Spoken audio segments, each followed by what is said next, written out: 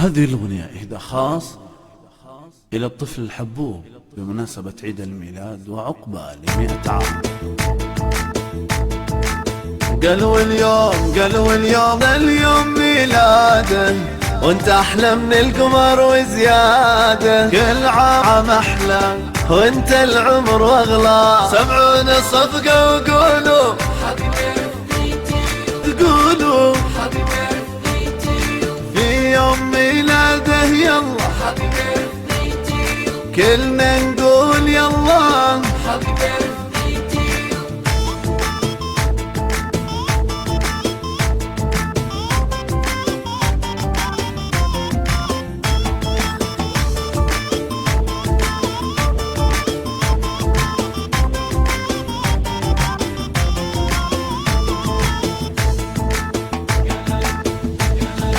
الليلة ميلاد حبيب الليلة، روحي لو قلبي حرج شهديله، وما عيني لو تريد انطيله، يلا يا دنيا افرح وغني له. الليلة طالعة فيك احلى من الكيكة، سمعونا صفقة وقولوا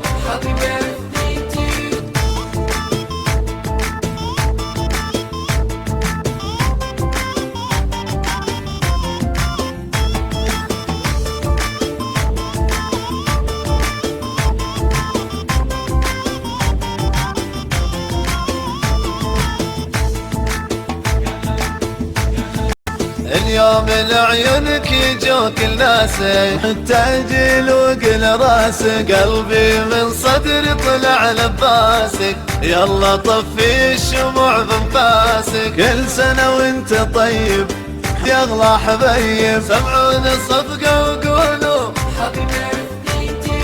في يوم ميلاد نقول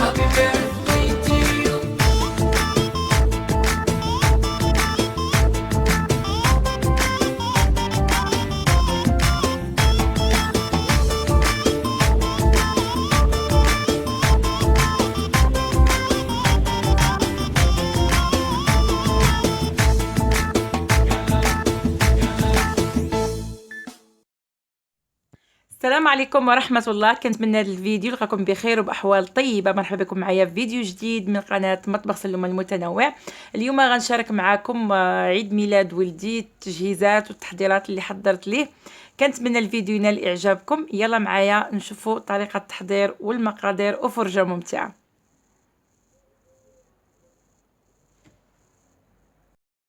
بسم الله على بركة الله. غادي نبداو. عندنا هنا 8 ديال البيضات بحرارة الغرفة حجم متوسط. عندنا 200 غرام ديال الطحين فورس، يكون النوع الجيد او النوع الممتاز. وعندنا 200 غرام ديال السكر حبيبات ونكهة الفاني اللي يمكن لكم تعوضوها بخنيشات ديال ساشيات ديال الفاني. غادي نجيب بول كبير اللي غنوضع فيه البيض،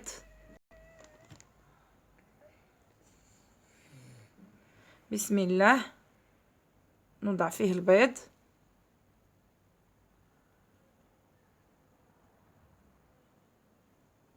غنضيف السنيدة،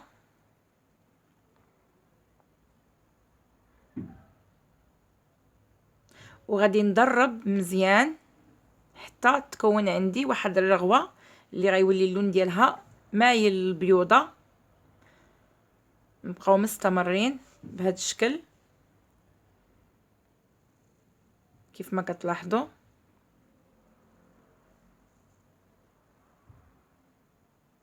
ضروري يكون يعني على سرعة عالية. غادي نضيف دابا النكهة ديال الفاني، جهد معلقة صغيرة، وغنبدا ندرب. نبقاو مستمرين في اتجاه واحد بهذا الشكل حتى يتضاعف حجم البيض.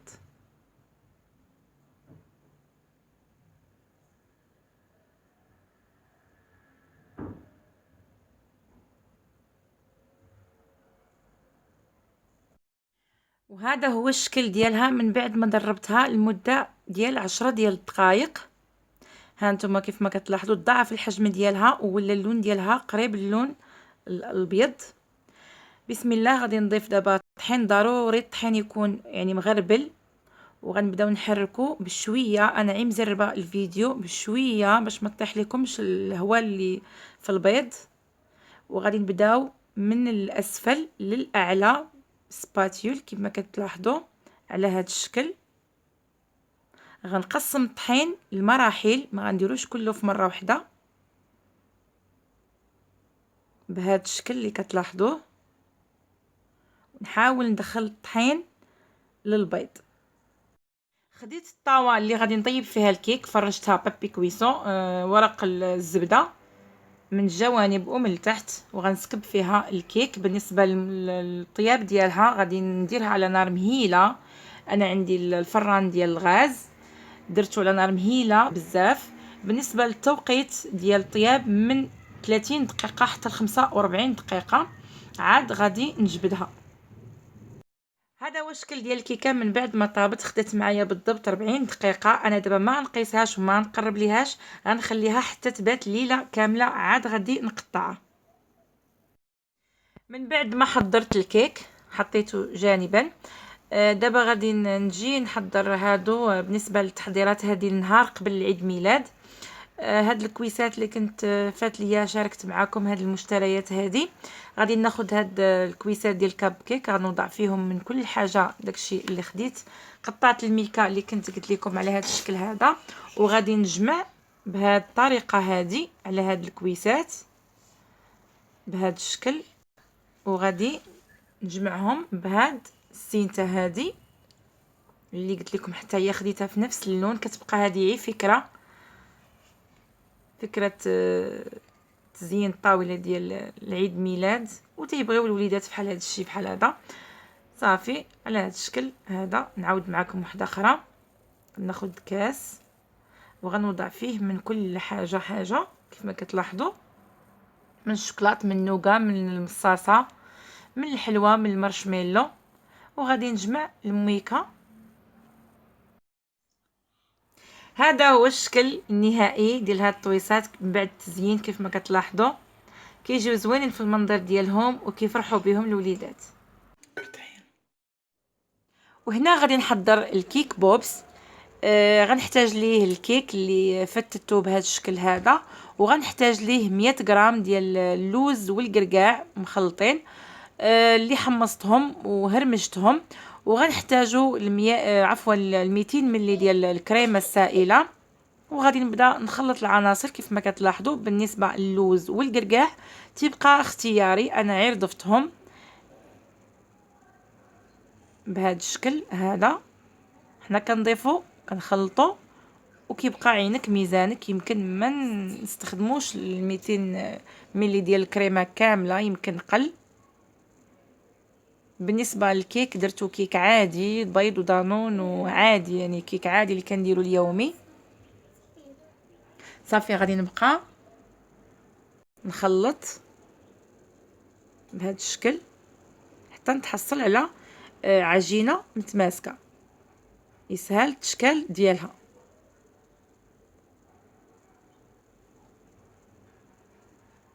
بهذا الشكل صافي غير تكور معايا بهذا الشكل. صافي ما بقاش نزيدوا ليها الكريمه.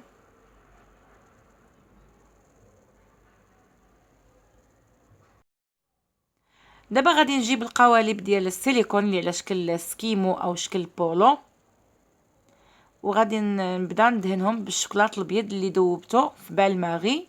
طبعا الشوكولات اي نوع. غادي نبدا ندهن الجوانب بهذه الطريقه هذه. يمكن لكم تستعملوا الفرشاه او المعلقه، يعني اللي لقيتوا عليها راحتكم. بهذه الطريقه هذه نحاول نسد اي ثقب كاين، وندير طبقه ما تكونش غليظه وما تكونش رقيقه باش ما تعذبناش فاش نكونوا كنحيدوها،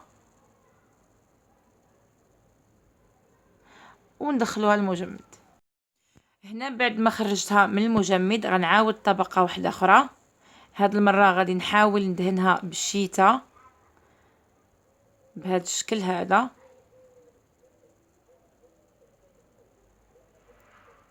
باش تكون عندي واحد الطبقه اللي ما غاديش تهرس بهذا الشكل هذا. وغادي ندخلها مره اخرى المجمد. من بعد ما جمدو بهذا الشكل كيف ما كتلاحظوا، دابا غناخذ كويرات من العجين ديال الكيك وغنبدا نشكل في القالب بهذا الشكل هذا، ونضغط من الجوانب باش ما يبقاوش الفراغات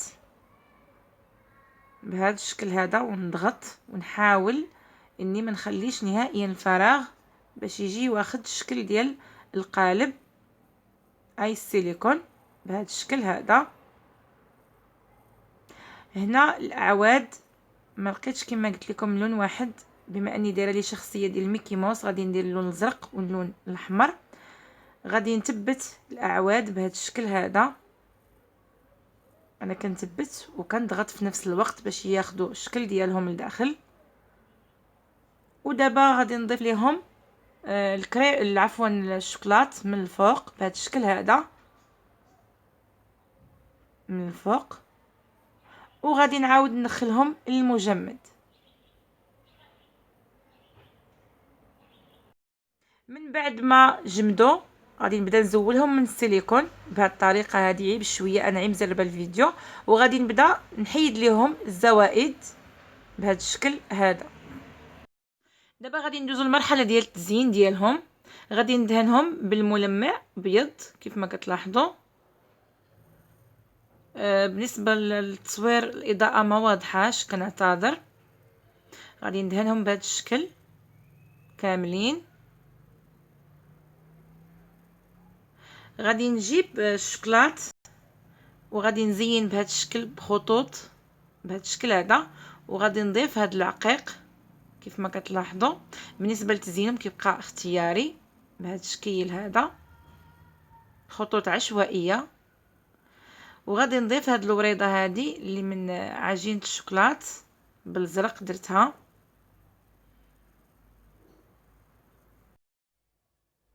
وهذا هو الشكل النهائي ديالهم من بعد التزيين ديالهم. طبعا التزيين تيبقى اختياري على حسب كل وحده.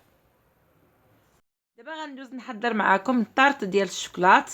غنحتاج للكريمه 200 غرام ديال الشوكولات. بالنسبه للشوكولات قطعته بهذا الشكل هذا، وفيه النسبه ديال الكاكاو عاليه. عندنا 200 غرام ديال الكريمه السائله. بالنسبه للشوكولات استعملت هذه الماركه، هذه ماركه فيها 50% ديال نسبه الكاكاو، وماركه فيها 70% نسبه الكاكاو.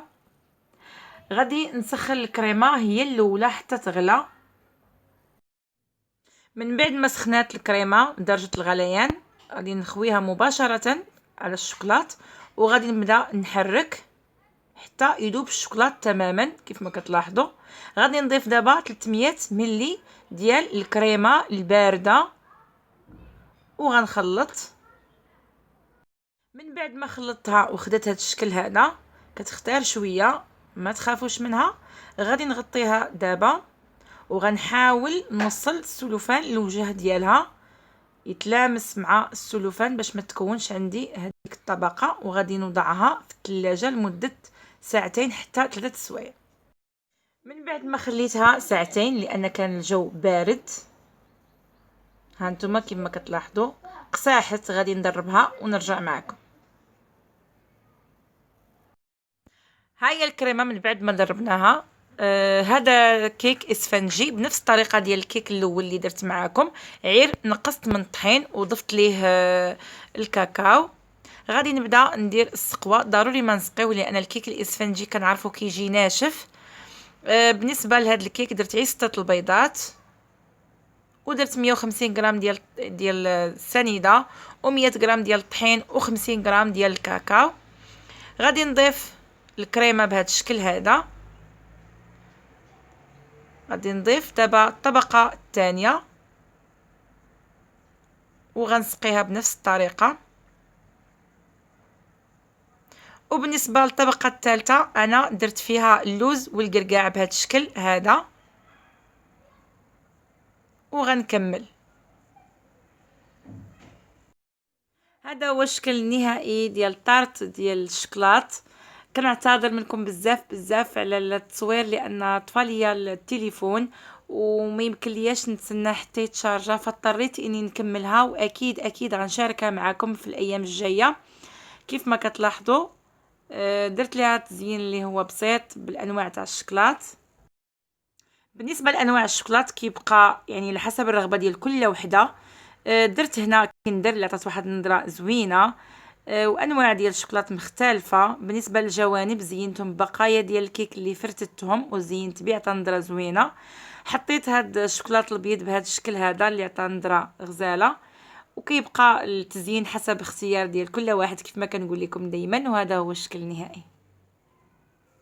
دابا غندوزو الكيك الثاني ديال ميكي ماوس. هذا هو الكيك من بعد ما بات قسمته لثلاثه ديال الطبقات. هنا عندنا كريم ديال هولالا، غادي ندرب النص ديالها. ضروري من الدراب الكهربائي. بالنسبه لهولالا صراحه زوينه، كتقبط راسها فاش كتضرب كيف ما كتلاحظوا بهذا الشكل هذا.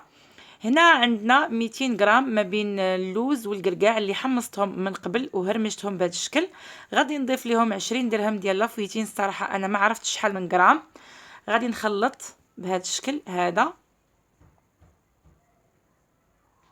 وغادي نضيف عليهم البخاليني ديال اللوز. بالنسبه لهاد الخطوه هذه اللي بغى يدير حتى الشوكولات، انا اكتفيت غير بالبخاليني بهذا الشكل. وغادي نبدا نخلط حتى تجانس العناصر كامله،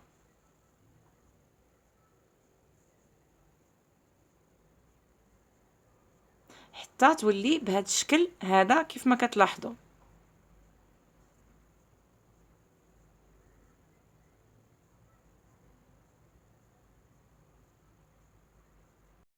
بسم الله. غادي نبداو دابا نمونطيو في الكيك. غادي نسقي كيف ما كتشوفوا السقوه انا درت فيها عيل السكر والحامض والماء. غادي نبدا نوزع الكريمه الطبقه الاولى بهذا الشكل هذا. سمحوا لي سرعت في الفيديو باش ما نطولش عليكم. وغادي نضيف الطبقه المقرمشه اللي وجدتها معكم من قبل بهذا الشكل هذا. وغادي نضيف الطبقه الثانيه ديال الكيك، وغنعاود ندير الكريمه، وغنعاود ندير نفس الطريقه طبقه مقرمشه بهذا الشكل هذا. وغنضيف الطبقه الاخرى ديال الكيك. غنسقيو الطبقه الثالثه كيف ما كتلاحظوا بهذا الشكل هذا. ضروري من السقوه لان الجنواس يكون ناشف.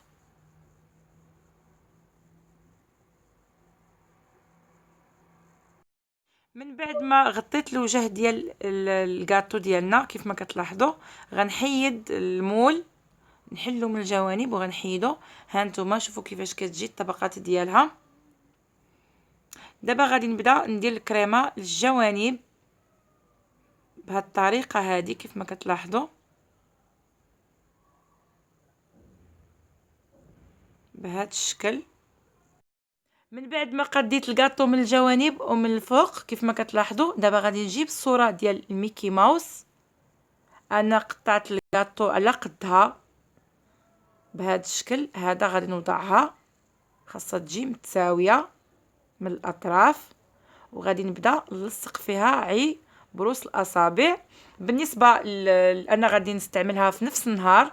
اللي ما بغاش تستعملها في نفس النهار يعني بغات ديرها نهار قبل، خاصها ضروري دهنها من الخلف ديالها بالشوكولات، ذوبو في بالماغي ودهنها باش ما يعني تاخذش رطوبه من الكريمه وتشقق.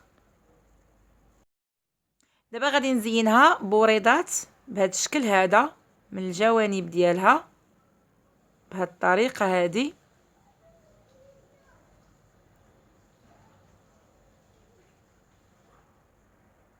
حتى نكمل كل شيء. وغنزين دابا بخطوط الجوانب. هو الشكل النهائي ديال كاطو ديال ميكي ماوس. كنتمنى ينال اعجابكم. كما كتلاحظوا التزيين بسيط لان الصوره هي اللي مزينه الكاطو. بسم بسم الله على بركه الله. غندوزو المقادير ديال الكريمه اللي غنزينو بها الكب كيك. عندي ربع لتر ديال الحليب اللي شبه مجمد، وعندي ساشيه ديال الكريم شونتيي غبره 100 غرام، وعندي هنا دانون ديال دانيت فلون. غادي نبداو بسم الله على بركه الله. غادي نضيف الحليب في البول، هانتوما يعني شبه مجمد، ضروري باش تصدق معنا هاد الكريمه. غادي نضيف الكريم شونتيي غبره، وغادي نضيف عليه دانيت فلون. هاد الكريمه هادي كتجي زوينه وكتعطي كميه وفيره، وحتى في اللذه الصراحه كتجي لذيذه.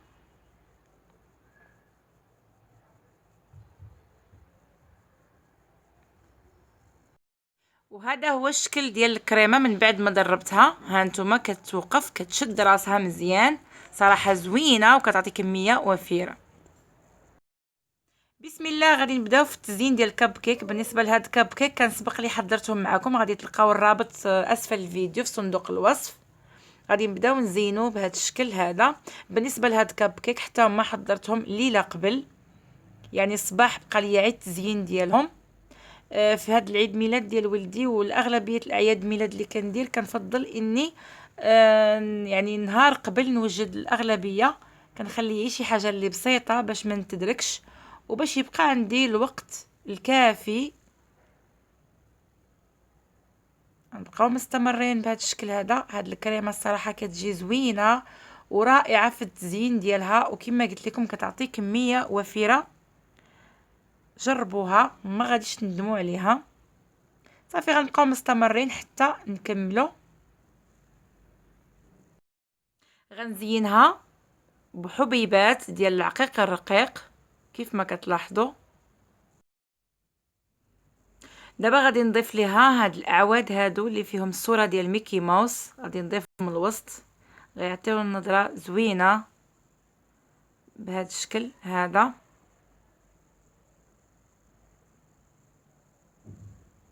وهذا هو الشكل النهائي ديال الكب كيك.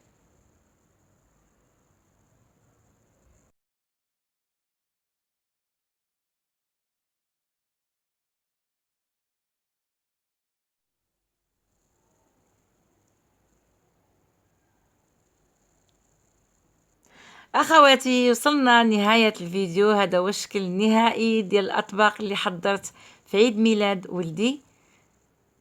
كنتمناها تنال الاعجاب ديالكم وتلقى الاستحسان ديالكم.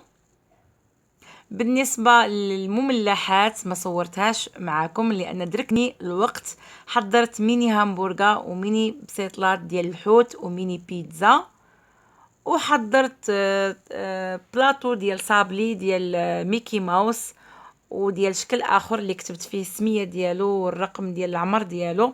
الله يخلي لنا وليداتنا يا ربي ويورينا فيهم خير يا ربي، ووليدات المسلمين اجمعين يا رب. اللي كتمنى شي حاجه في وليدها ولا في بنيتها الله يوصلها ليها يا ربي. بالنسبه للتزيين ديال العيد ميلاد بصفه عامه كما كتشوفوا شي حاجه اللي بسيطه، كنتمناها تنال الاعجاب ديالكم. الا عجبكم فيديو اليوم فضلا وليس امرا اشتركوا في القناه، فعلوا الجرس باش يوصلكم الجديد، وخليوا لي التعاليق ديالكم. مرحبا بالناس الجداد اللي اشتركوا جداد عندي، واكيد مرحبا ومرحبا بالناس القدام، وبسلامه عليكم.